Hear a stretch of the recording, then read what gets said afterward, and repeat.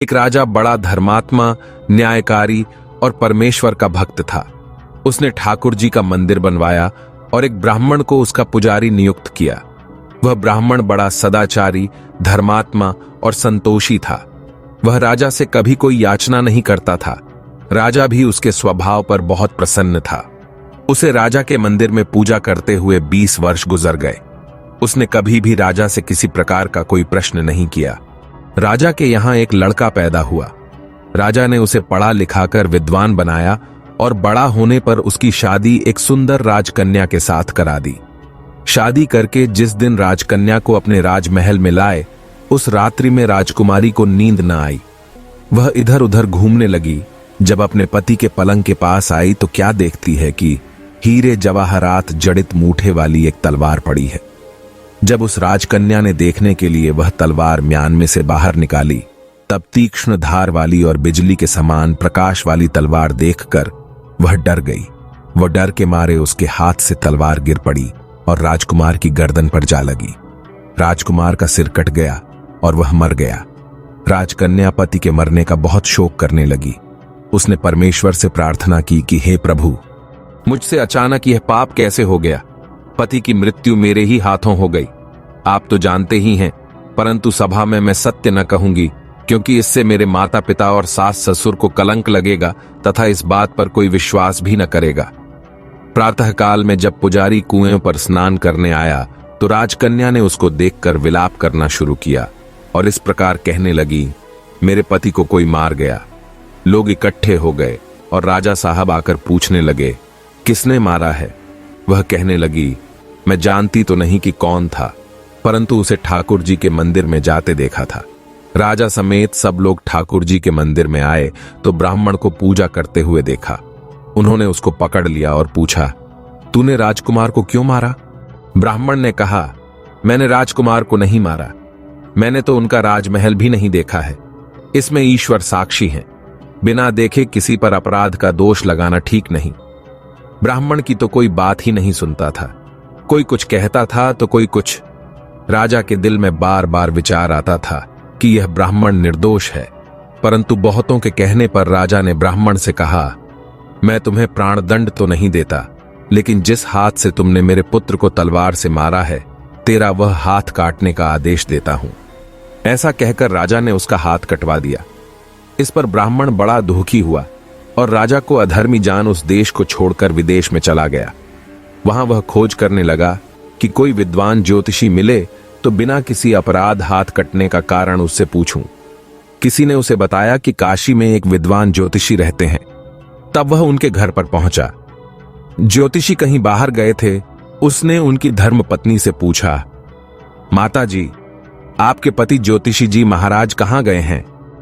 तब उस स्त्री ने अपने मुख से अयोग्य, असह्य दुर्वचन कहे, जिनको सुनकर वह ब्राह्मण हैरान हुआ और मन ही मन कहने लगा कि मैं तो अपना हाथ कटने का कारण पूछने आया था, परंतु अब इनका ही हाल पहले पूछूंगा।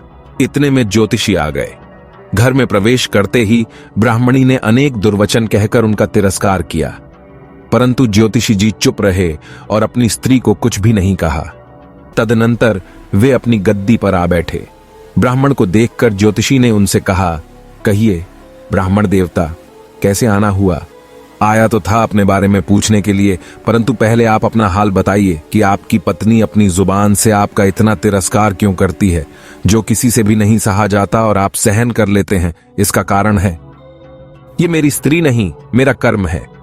दुनिया में जिसको भी देखते हो, अर्थात भाई, पुत्र, शिष्य, पिता, गुरु, संबंधी, जो कुछ भी है, सब अपना कर्म ही है। यह स्त्री नहीं, मेरा किया हुआ कर्म ही है और यह भोगे बिना कटेगा नहीं। अपना किया हुआ जो भी कुछ शुभ अशुभ कर्म है, वह अवश्य ही भोगना पड़ी डिडता है। बिना भोगे तो सैकड़ों करोड़ों कल्पों के गुजरने पर भी कर्म नहीं टल सकता।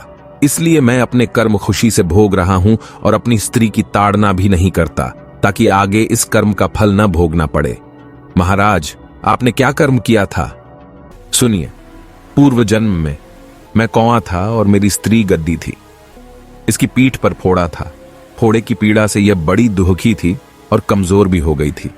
मेरा स्वभाव बड़ा दुष्ट था, इसलिए मैं इसके फोड़े में चोंच मारकर इसे ज्यादा दुखी करता था। जब दर्द के कारण यह कूदती थी तो इसकी फजीहत देखकर मैं खुश होता था। मेरे डर के कारण यह सहसा बाहर नहीं निकलती थी, किंतु मैं इसको ढूंढता फिरता था। यह जहां मिले वहीं इसे दुखी करता था। आखिर मेरे द्वारा बहुत सताए जाने पर त्रस्त होकर यह गांव से 10-12 मील दूर जंगल में चली गई। वहां गंगा जी के किनारे सघन वन में हरा हरा घास खाकर और मेरी चोटों से बचकर सुखपूर्वक रहने लगी।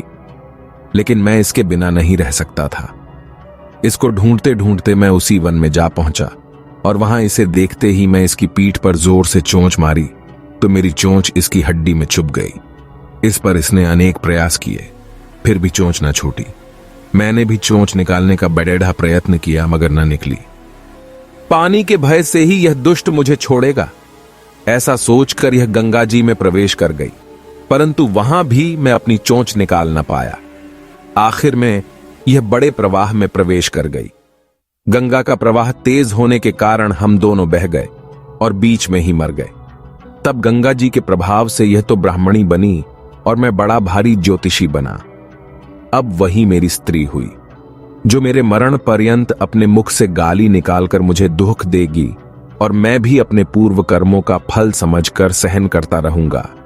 इसका दोष नहीं मानूंगा, क्योंकि यह किए हुए कर्मों का ही फल है। इसलिए मैं शांत रहता हूं। अब अपना प्रश्न पूछो। ब्राह्मण ने अपना सब समाचार सुनाया और पूछा, अधर्मी पापी राजा ने मुझ निरपराध का हाथ क्यों कटवाया? ज्योतिषी, राजा ने आपका हाथ नहीं कटवाया, आपके कर्म ने ही आपका हाथ कटवाया है। किस प्रकार?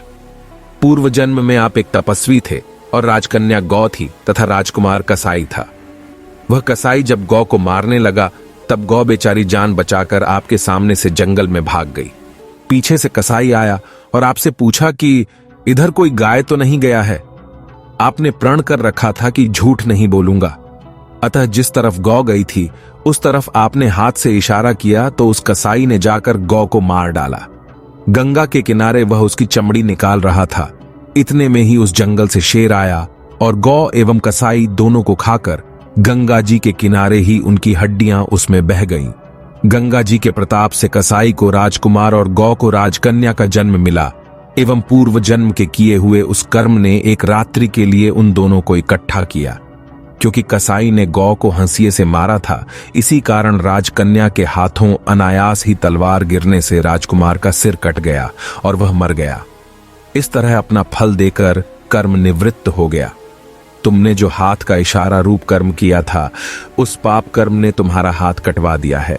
इसमें तुम्हारा ही दोष है, किसी अन्य का नहीं। ऐसा निश्चय कर सुखपूर्वक रहो। कितना सहज है ज्ञान संयुक्त जीवन।